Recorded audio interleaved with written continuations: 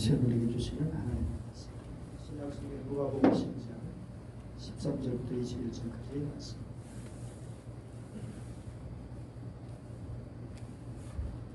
누가복음 12장 13절까지 말씀을 공독해 드리겠습니다. 13절부터 21절까지 말씀입니다.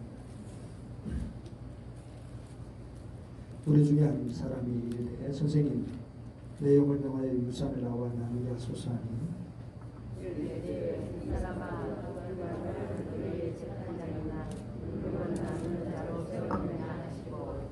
그들에게 이르시되 삼가 모든 탐심을 물리치라 사람의 생명이 그 소에 넉넉한데 있지 아니하리라 하시고 또 비유로 그들에게 말하여 이르시되 한 부자가 그 밭에 소출이 풍성하며 심중에 생각이 이르되 내가 곡식 쌓아둘 곳이 없으니 어찌할까 하고 또 이르되 내가 이렇게 하리라 내 곳간을 헐고 더 크게 짓고 내 모든 곡식과 물건을 거기 쌓아두리라.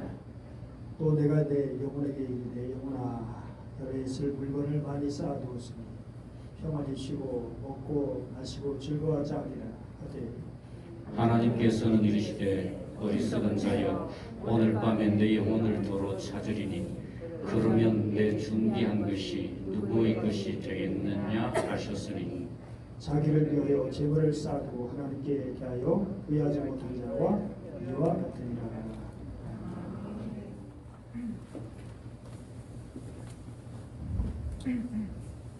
모두 각자 제 기능이 있는데 기능을 잘 못하면 많이 불편함이 생깁니다. 우리가 우리들의 사명을 각자 그걸 잘 못하면 누군가 또 불편하다는 생각을 또 해보게 됩니다. 마이크가 또 이렇게 오늘따라 자기 역할을 잘 못하고 있네요. 총회 정책에 따라서이긴 하지만 작년에 우리 노회가 자립을 선언했습니다. 그동안 영등포 노회와 서울 소노회로부터 작년 보니까 7,400만 원 정도의 지원을 받았습니다. 그런데 그걸 올해부터 중단한 것이죠. 그러다 보니까 자립 대상 교회 지원하는 일에 문제가 생길 수 있게 되었고 그래서 노인의 교회들에게 지원을 늘려달라고 부탁을 했습니다. 그런데 감사하게도 올해 여러 교회가 동참했고 심지어는 지원을 받아야 할 교회 같은데 그런 교회도 또 한 곳 하나도 지원하겠다고 나선 교회도 있었습니다. 그래서 우려하던 일을 잘 해결할 수 있게 되었습니다. 그래서 지난 금요일 교회 동반성장위원회 위원장이 자기가 섬기는 중산교회에서 지원하는 교회 목회자들을 점심 식사에 초대했습니다. 가서 보니까 성도들이 미꾸라지도 잡아서 추어탕도 끓이고 또 포항 구릉포에서 과메기도 이렇게 준비해놓고 이왕정으로 정성껏 대접하였습니다. 우리 교회보다 교세가 그렇게 크지 않은 김천 대덕 가까이 있는 농촌 지역의 교회인데 성도들이 한마음으로 기쁘게 성경을 보면서 감사한 마음이었습니다. 그리고 우리 교회도 이맘정으로 노예 지역 좋겠다. 물질적으로 마땅히 해야 할 의무를 잘 감당한다면 우리도 작은 부분이지만 기꺼이 섬길 수 있는 일이 있겠다라는 생각을 했습니다. 오늘 말씀을 보면 유산 상속 문제로 형제가 다투고 예수님을 찾아와서 탄원합니다. 신명기 21장 17절 말씀을 보면 장자에게는 두 몫을 주라고 그렇게 분명히 말씀해 주십니다. 나머지 이제 동생에게 3분의 1을 주라고 하는 것이겠죠. 그런데 아마도 이 형이 욕심이 많았는지 평소에 부모를 내가 모셨으니 유산을 모두 내 거야 라고 하면 모두 차지하려고 했는지 아무튼 아우가 불만을 품게 되었고, 그래서 예수님께 와서 형이 자신에게 재산을 나눠주도록 형을 설득시켜 달라고 중재에 요청을 했습니다.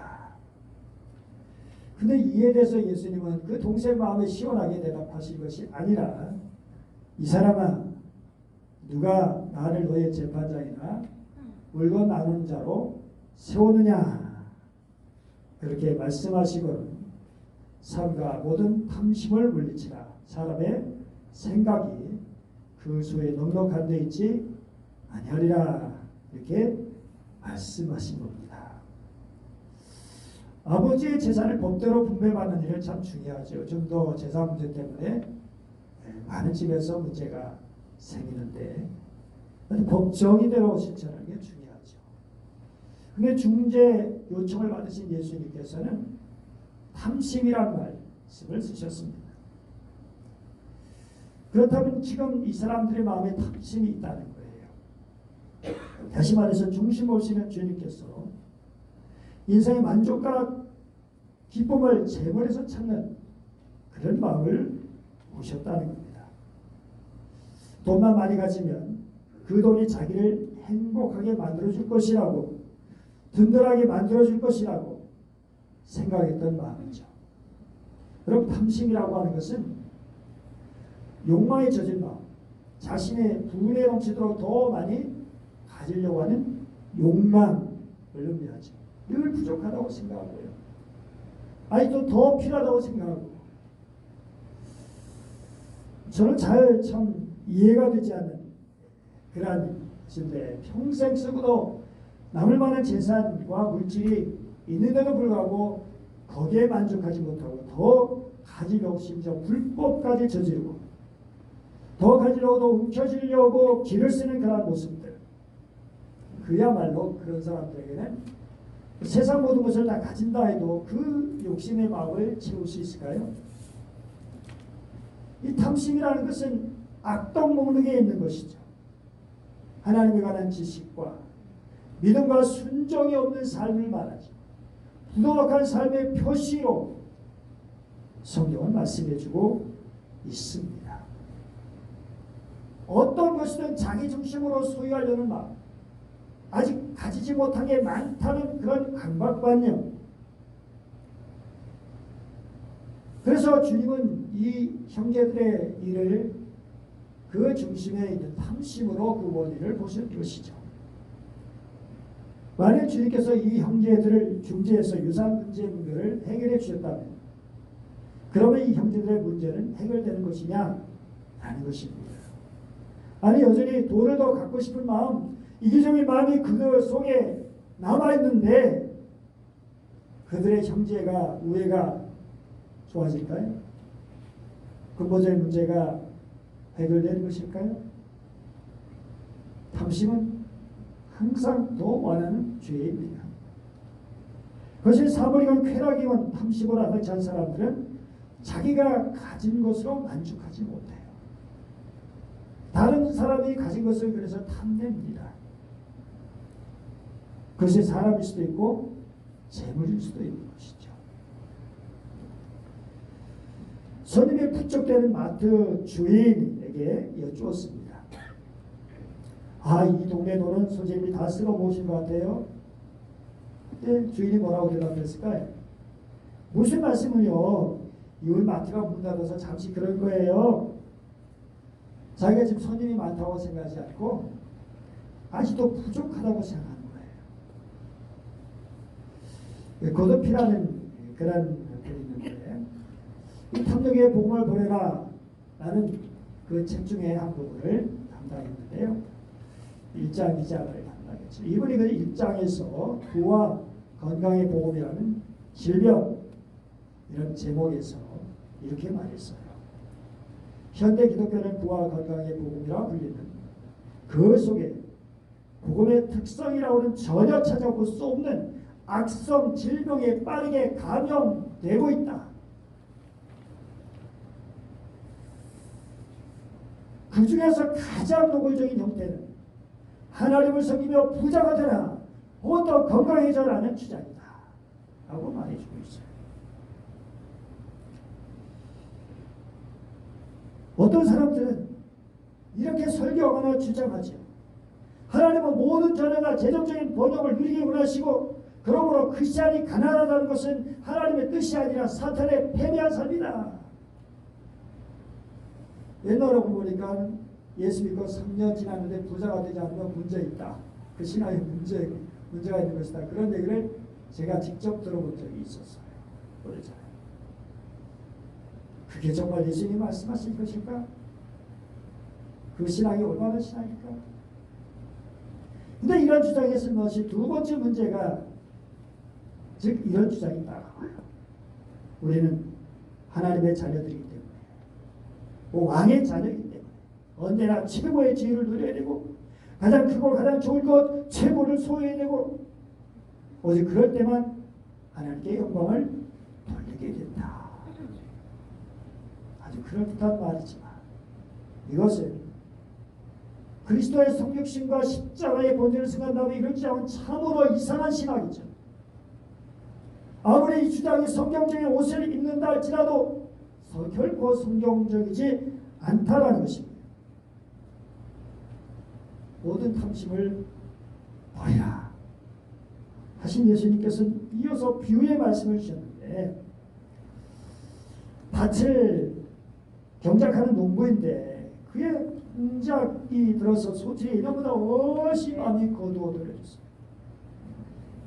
얼마나 기쁘겠어요. 농민들에게는 정말 소출이 이렇게 많은 것이 기쁨이죠. 그래서 즐거운 고민이 생겼어요. 밭에 소출이 풍성해서 내가 곡식 쌓아둘 곳이 없으니 어찌할까. 이 왕은 사실 돈이 너무 많아도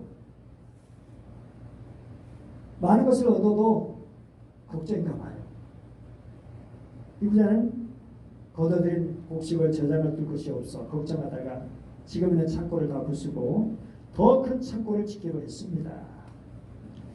창고를 저렇게 비가 오고 바람이 분다면 이 부자가 편히 잠을 잤겠습니까? 아마도 비를 향하여 화를 내기도 하고 욕도 했을지도 몰라요. 그런 이놈의 비가 사람 속도 모르고 아무 때나 온다느냐. 그러다가 드디어 이제 창고를 다 지었어요. 그리고 많은 곡식과 물건을 쌓아두었습니다. 얼마나 그 모습 바라보면서 기뻤을까요? 좋았을까요? 이 부자는 자기 가슴을 쓰러내며 혼자 자기를 위로합니다. 내 영혼아, 여러 해 맛을 물건을 많이 쌓아뒀으니 평안히 쉬고 먹고 마시고 즐기자. 얼마나 마음 든든했으면 이런 이야기를 했을까요? 그런데 이런 이야기 끝에서 주님 하신 말씀을 들어보세요. 어리석은 자여, 오늘 밤에 내 영혼을 도로 찾으리. 그러면 내 준비한 것이 누구의 것이 되겠느냐. 그런 일이 있었던 날 밤 잠들기 전에 보면 혹 누구를 도와주고 싶은 생각도 났을 것이고 자기 농장에서 땀 흘리며 일하는 일꾼들의 불쌍한 모습들도 눈에 들어왔을 것이고 하지만 다 잊기로 했어요. 그리고 그 부자는 그날 밤 행복한 잠에 빠졌는데 내일 그 돈으로 무엇을 할까 생각하면서 그 다음날 아침 식구들이 그를 깨우려고 그러니까 그는 더 이상 이 땅의 사람이 아니었습니다. 물론 이 뒷부분에 성경에 없는 것이지만 만약 그렇다면 그 식구들이 또 이웃들이 뭐라고 하면서 이 부자를 애도했을까요? 장례식에 사람들이 뭐라고 얘기했을까요? 죽기 전에 이 부자는 정말 행복해 보이는 사람이고 사람들이 부러워할 만한 사람이었습니다. 수학이 많아서 몇 년 동안 일하지 않아도 넉넉히 살 수 있는 사람이었으니까 놀고 먹고 마시고 마음껏 여행도 하고 자기가 하고 싶은 짓 다 해볼 수 있는 사람이니까 얼마나 부럽겠어요. 이 사람이 부정하게 재물을 모았다는 그러한 얘기는 성경에 결코 없습니다. 아마도 상속을 많이 받거나 좋은 농장을 사 정당하게 열심히 해서 벌게 된 돈일 겁니다. 우리 다 그렇게 되고 싶지 않습니까? 거기에다가 한 가지 더 붙인다면 자식들을 잘 가르치면서 말이죠. 우리 자본주의 사회에서 살고 있습니다. 자본주의란 무엇인가요? 각자마다 약간의 차이가 있지만 사유재산을 인정하는 제도라는 그런 점에서 모두 공감하고 있어요. 자본주의 사회는 그 구성원의 재물을 소유하는 것을 제도적으로 보호하고 또한 그 재물을 사용하는 데서 자유를 보장합니다.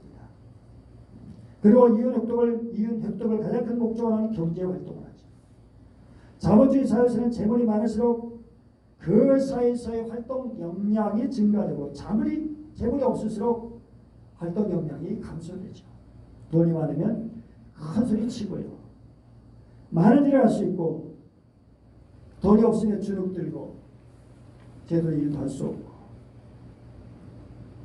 그러면 이런 자본주의는 어떻게 태동했을까요?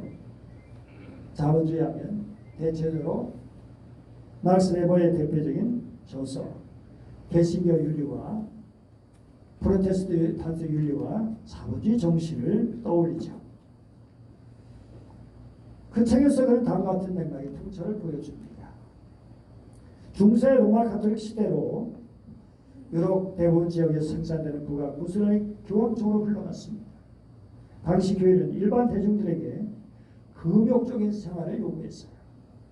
개인이 부를 축적하는 것을 허용하지 않고 한 지역을 다스리는 영주도 부를 축적할 수 없고 자신의 영내에서 생산된 부는 교회를 통해서 교황청으로 보내야만 했죠.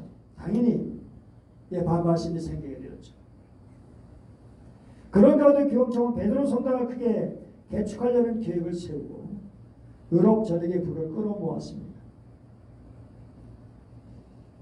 이것이 미진하자 면제불안까지 만들어서 강매했죠. 결국 이것이 도화지에 대해서 종교개혁이 터져나왔습니다. 종교개혁가 중에 한 사람 깔뱅은 두 명의 걸출한 제자를 배출했습니다. 바로 그 사람은 데오르 베자와 존 낙스입니다. 너무 앞서갔네요.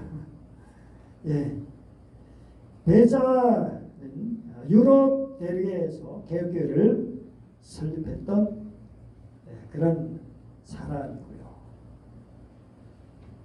낙스는 영국으로 건너가서 스코틀랜드 장로교회를 세웠습니다. 그는 깔뱅주의를 널리 퍼뜨렸고 훌란 그의 후배들이 영국 의회를 장악해서 웨스트민스터 신앙고백을 만들어내기도 했습니다. 물론 여왕과 부딪히기도 했었죠. 깔뱅의 종교개혁 사상에서 직업 소명설은 아주 큰 영향을 발휘했습니다. 한 사람이 직업을 갖고 근면 성실하게 일을 열심히 하는 것 그리고 그에 따른 결과물을 소유하는 것은 하나님의 뜻에 부합하는 사상이다라는 것이죠. 그래서 어마어마한 결과를 초래했습니다. 특히 영국에서 말이죠. 당시 영국은 교황청의 영향이 가장 미미했던 나라예요. 그런 영국이 칼뱅의 직업 소명설로 무장되었고 그런 가운데 산업혁명으로 말미암아 엄청난 부를 얻게 되었고 그거 교황청에 바칠 필요도 없었고 그러자 그 엄청난 부로 말미암아 영국이 명실상부한 강대국이 되어서 대영 제국의 깃발 아래 세계를 호령하게 되었습니다. 자, 이것을 생각해 보면 중세 교회의 돈을 목적으로 서는 안 된다는 금욕정신 그리고 종교계획 열심히 일해서 버는 돈을 긍정적으로 바라보는 정신 그리고 그에 따른 결과 그 재물의 증가를 하나님께서 주신 복으로 간주하는 것 여러분의 입장은 어떤 걸 선택하시겠습니까? 사실 두 입장에 다 일리가 있습니다. 또 한편은 많은 문제점이 노출되어 있습니다. 자본주의 국가가 된 영국에서 일어난 문제 영국의 저지른 죄가 얼마나 큽니까? 산업혁명으로 인해서 엄청난 문제가 야기되고 전 세계를 지배해서 또 얼마나 많은 사람들을 괴롭히려 했고, 오늘 예수님의 비유를 보면 재물 자체는 부정적으로 보고 계시지 않습니다. 그리고 어떤 과정을 통해서 재물을 그렇게 많이 벌어들였는지는 모르지만 소출을 많이 했다는 것, 돈을 많이 벌었다는 그 자체 때문에 비판하시지 않습니다. 하나님께서 왜 이 사람을 어리석다고 보신다고 말씀하신 것인가? 어리석다는 건 단순히 어리석을 말하는 게 아니라 하나님께 대하여 부유하지 못했기 때문이죠. 21절 같처럼 지금 하나님과의 관계에서 어리석다는 겁니다. 그리고 이것은 악한 것이라는 겁니다. 시편 13편 1절이나 시편 53편 1절을 보면 어리석은 자는 그의 마음에 이르기를 하나님이 없다 하는도다. 불신자를 말하기도 하고, 더 심하면 믿는다 하면서도 하나님을 별로 의식하지 않고 살아가는 유신론적 무신론자들 말하기도 하는 것입니다. 그 마음의 근본적으로 부패했다는 것입니다. 여러분, 이 부자는 자기 생명에 주신 하나님께서 계신다는 것을 생각하지 않았다는 거예요. 보이지 않는 하나님께서 자기 생명을 주관하시고 그렇게 자기를 지켜보신다는 사실을 생각하지 못하고, 깨닫지 못하고 밭의 소출이 풍성한 것이 자기 스스로 자기가 잘나서 자기가 열심히 일해서만 그래 된 걸로 알고 있었다는 거예요. 그러기 이 부자는 자기 영혼의 주인이신 하나님을 바라보며 살아가야 되는데도 불구하고 그 영혼의 재산에, 돈에, 물질에 매여 있었어요. 날마다 주님께로 가까이 나가는 것이 아니라 날마다 돈에게로 가까이 나가고 있었다는 것입니다. 주께로 가까이가 아니라 돈에게 가까이, 천국까지 원하지 못하고 돈으로만 이 세상에서 행복을 누리려고 했던 사람입니다. 이런 사람은 돈이 많아도 돈 쓰기에 손이 막 떨려요. 돈을 쓰려고, 남을 이렇게 선한 일을 하려면, 좋은 누구 도와주려고 하면 손이 막 떨려가지고 잘 못해요. 예.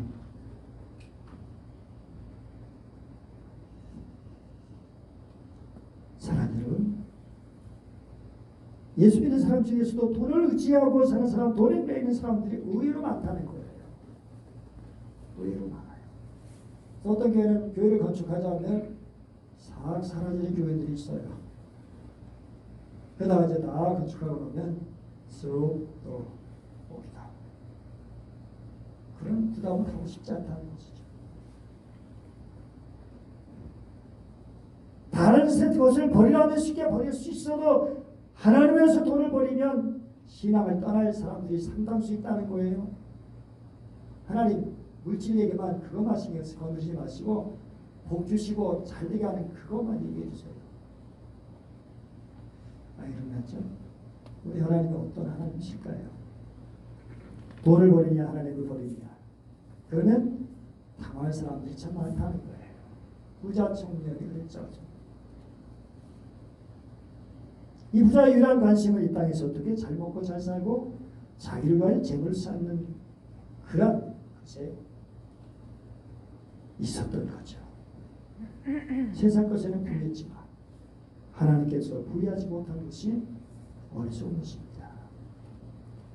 내렸다고 하는 사실을 모르고 살아가니까 어리석은 것이죠. 우리가 많이 들었던 얘기죠.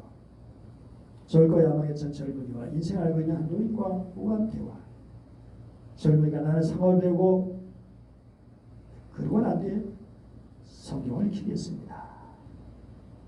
그리고 나서는 나는 상업으로 입신하겠습니다. 그리고 나서는 난 재산을 이루겠습니다. 그리고 나서는, 그리고 나면 나도 늙어서 은퇴해서 내가 본 돈으로 여생을 그냥 편히 지낼 것으로 생각합니다.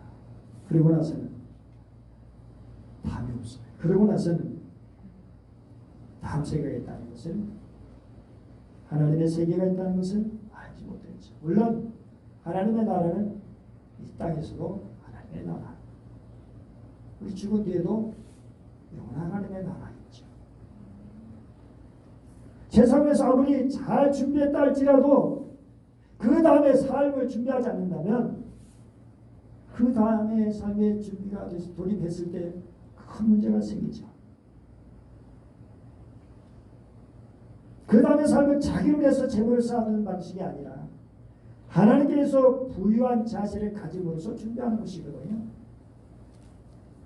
이 세상에서 어떻게 살아가든지 여부와 관계없이 권세가 많으냐 돈이 많았냐 뭐 명예가 많으냐 그거 아무런 의미가 없죠.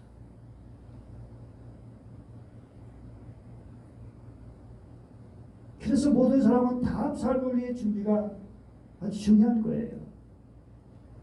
오늘 본문의 이 부자의 말을 들어보면 내가라는 말이 6번이나 나와요.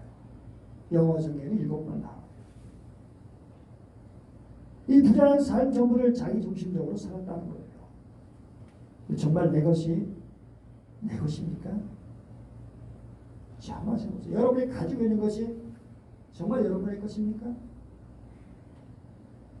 초대교회는 전혀 새로운 공동체, 전혀 새로운 하나님의 백성이었어요.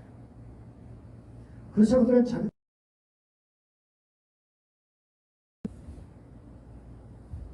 성령께서 오셔서 그들의 소유욕을 해방시켜 주셨어요. 그래서 저들은 자기들이 있는 것을 팔아서 사도들의 발 앞에 나타나서 왜요?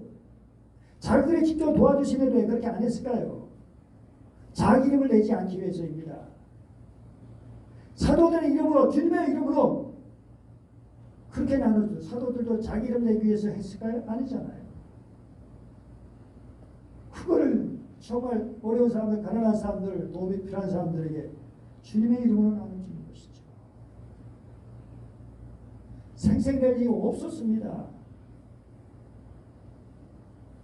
그러면서 누구나 부족함이 없었어요. 그리고 우리는 언젠가 다 내려놓고 가야 됩니다. 돈을 물론이고 내가 쓰던 차도 내가 살던 집도 일단 내가 가지고 다 내려놓고 가야 돼요. 그리고 우리는 하나님께 주신 것을 잠시 빌려 쓰고 있는 거예요. 내 것인 줄 알고 자기 마음대로 살았던 이 인생. 여러분, 성경은 돈 버는 것 자체를 혐오해서 평생 수돈 같은 데 들어가서 철저한 금욕주의 삶을 살아야 된다고 말하지도 않고요. 돈을 버는 것 자체가 하나님의 복이라는 배급주의적 자세를 가지라고 하지도 않습니다. 숭배하는 배급을 유대 교훈주의에서 돈이란 무자비한 주인에게도 유익한 하인이 된다는 말이 있습니다. 돈 자체는 따지고 보면 좋은 것도 나쁜 것도 아니에요.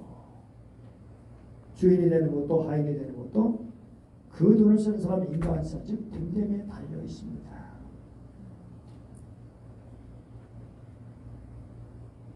여러분, 우리가 각자 어떻게 살아가든지 중요한 것은 하나님께 대해서 부유한 삶이냐, 다음 삶을 제대로 준비하고 있느냐가 중요합니다. 돈에 매이면, 돈독에 빠지면, 탐심에 사로잡히면 영적으로 타락하게 됩니다. 예수님께서 말씀하신 비유가 40개인데요.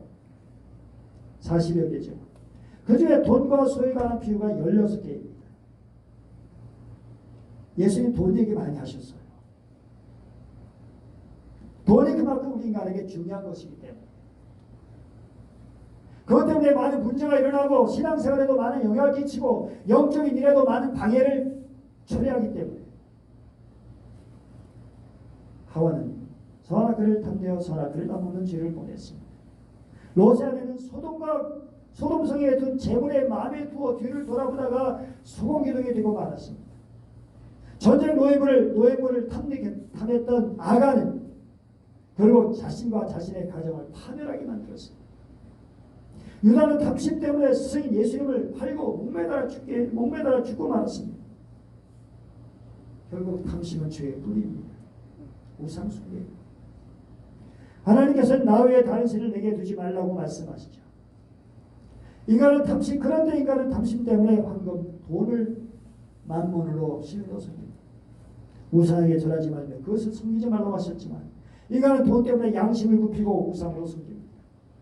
하나님의 이름을 망령되를 부르지 말라고 하셨는데 아나니아와 사피라처럼 돈을 탐하다가 거짓말을 합니다. 하나님의 이름을 들먹이면서 안식일을 기억하며 거룩하게 지키라 하셨는데 돈 벌려는 물질적인 욕심 때문에 주일까지 범해요. 내 부모를 공경하라 하셨는데 부모님보다 돈을 더 소중히 여기는 부여를 범하죠. 살인하지 말라고 하셨는데 돈 때문에 사람을 미워하고 죽이기까지 합니다. 탐심 때문에 간음하고 돈 때문에 도둑질하고 거짓 증거하고 이웃집을 탐내고 가만보면 모든 죄악이 탐심과 관련되어 있어요.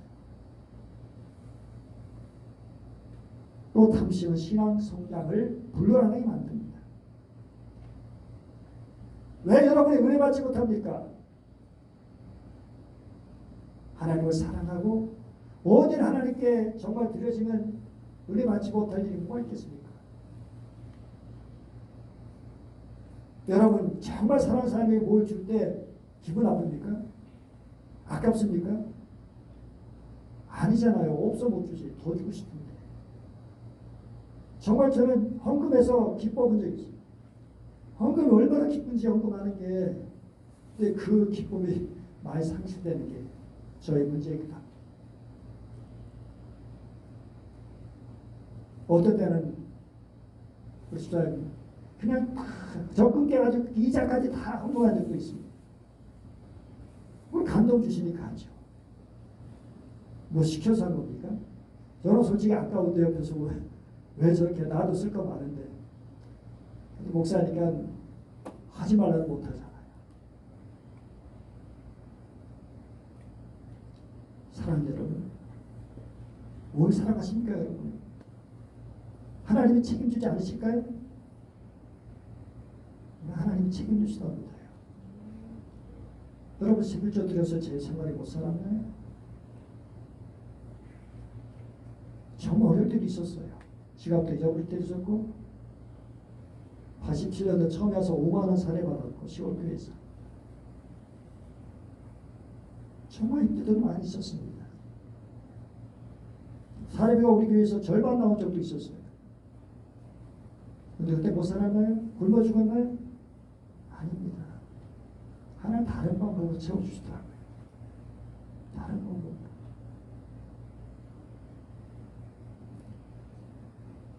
물론 아직까지도 저도 많이 물질에 욕심이 있죠. 우리 주님께서 우리에게 말씀하십니다. 골로새서 3장 1절이죠. 위의 것을 찾으라. 위의 것을 생각하고 땅의 것을 생각하지 말라. 탐심 우상 숭배니라. 옛사람과 그 행위를 벗어버리고 새 사람을 입었으니. 그렇죠. 탐심 우상 숭배를 버리고 새 사람으로 살아라. 새로운 사람. 새 사람은 왜? 그리스도 중심으로. 그리스도로 변화된 그리스도 주님의 말씀에 자기 생애를 거는 그 주님의 말씀의 가치관을 자기 삶의 가치관으로 자기 주님의 말씀을 자기 삶의 가치관으로 여기는 그런 삶이죠. 우상 숭배는 하나님 대적하는 무서운 일입니다. 여러분 탐심을 버리면 가난에 행복해요. 하나님. 우리 집안에서 제가 제일 그래. 우리 집사람 쪽이나 저쪽이나 다 집이 있어요. 우리 형님은 뭐 그야말로 국제도시에서 좋은 집에서 살아요. 우리 누님도 다 아파트, 건물도 다 가지고 있고. 근데 제가 그분들보다 불행할까요? 아닙니다. 그분들 부러워하지 않아요. 그리고 그분들이 돈 달라고 요구하지 않습니다.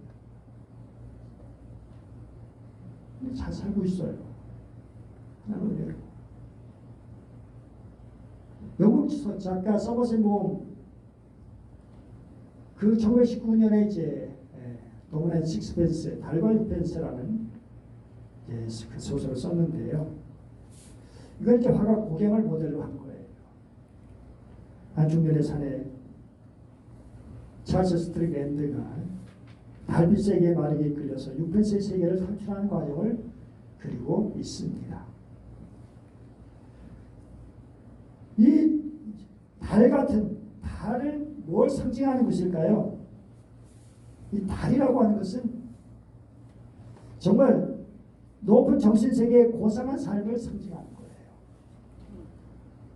그리고 식스펜스, 6펜스는 돈과 명예를 따르는 세속적인 가치관으로 표현했습니다. 몸은 이 작품에서 인생의 허무와 불행을 경고하고 있습니다. 세상에서 진정 소중한 것은 돈으로 살 수 없는 거예요. 뭐 공기, 물, 자연, 사랑, 시간, 생명, 희망, 즐거움, 우정, 친구, 연인, 자녀 등등등. 세상에서 그런데 가장 불행한 자는 물질로 모든 걸 살려고, 물질로 모든 걸 해결하려고 하는 자입니다. 우리의 교훈에서 큰 부자에게는 자녀는 없고 오직 상속자만 있습니다라고 말하고 있어요. 진정 부모를 섬기려는 그런 자녀가 없고 부모에게 많은 것을 얻으려고 뜯어내려고 받으려고 하는 상속자들만 있다라는 것입니다. 매우 냉정하면서도 지극히 현실적인 말입니다. 큰 부자는 싸늘하고 차가운 돈을 가득 안고 있는 것과 마찬가지입니다. 그 차가운 기운이 자신의 마음에서 누구에게 전해집니까? 자녀들에게 전해집니다. 그러니 자녀들의 가슴도 싸늘해지고, 그러니 그 마음에 따스함이 없어요. 부모에 대한 따스함, 형제에 대한 따스함이 없습니다. 그래서 싸늘한 돈의 상속자, 그래서 우리가 돈이 많으면 많아질수록 더 필요한 것이 따스한 마음이에요. 진실한 사랑, 이걸 잊지 않도록 해야 돼요. 이 마음, 그 마음이 있는 부자는 정말 귀한 부자입니다. 미국의 자동차왕 헨리 포드, 대기업을 일으킨 뒤 고향에서 조그만 집 한 채를 지었습니다. 그 집은 대기업 총수가 살기에는 매우 작고 평범한 집이었죠. 그래서 사람들이 이건 너무 초라하지 않아요? 호화롭진 않아도 생활에 불편하진 않아야죠? 라고 걱정스럽게 포드에게 물었습니다. 그러자 포드가 얼굴 가득 미소를 띄우면서 이렇게 대답했어요. 가정은 건물이 아닙니다. 비록 작고 초라하더라도 예수님의 사랑이 넘친다면 그것이야말로 가장 위대한 집이죠. 지금도 디트로이트에 있는 해리 포드의 기념관에 가보면 이런 글을 볼 수 있다고 그래요. 해리는 꿈을 꾸는 사람이었고 그의 아내는 기도하는 사람이었다. 꿈꾸는 사람과 기도하는 사람, 그래서 그들이 서로 사랑으로 함께 아름다운 가정을 이루었다는 것입니다. 우리는 하나님의 청지기입니다. 소유의 넉넉한 데 의미가 있는 것이 아니라 하나님의 주신 생명, 하나님 주신 물질 가지고 어떻게 살아가느냐, 어떤 일을 하며 살아가느냐, 어떻게 나누며 살아가느냐, 어떻게 하나님의 중요하신 생명과 평화를 위해서, 하나님의 영광을 위해서 돈과 물질을 사용하느냐. 우리 주님 말씀합니다. 다 같이 읽어보죠. 시작. 오직 너희를 위하여 보물을 하늘에 쌓아두라.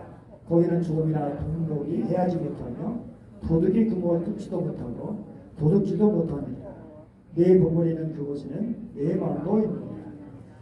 요한 12장 시작. 산과 모든 탐심을 미치라.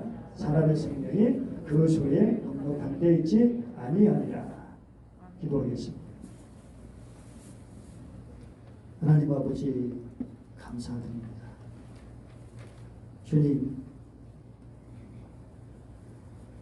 주님께서 얼마나 우리를 사랑하시는지 이렇게 주님의 사람으로 만들어 주시기 감사합니다. 십자가의 그 보혈로 우리를 구원해 주시고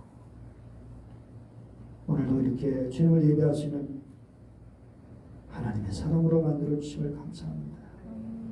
그런데 주님, 우리는 이런 하나님의 은혜를 잊어버리고 세상적인 가치관으로 살려올 때가 많습니다.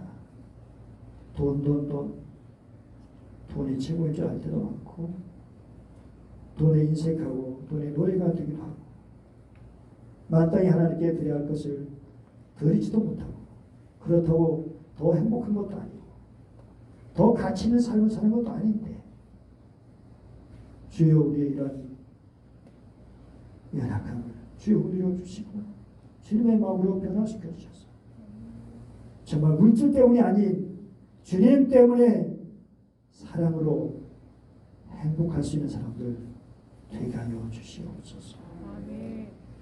탐심을 버리고 하나님의 마음으로 살게 하여 주옵소서.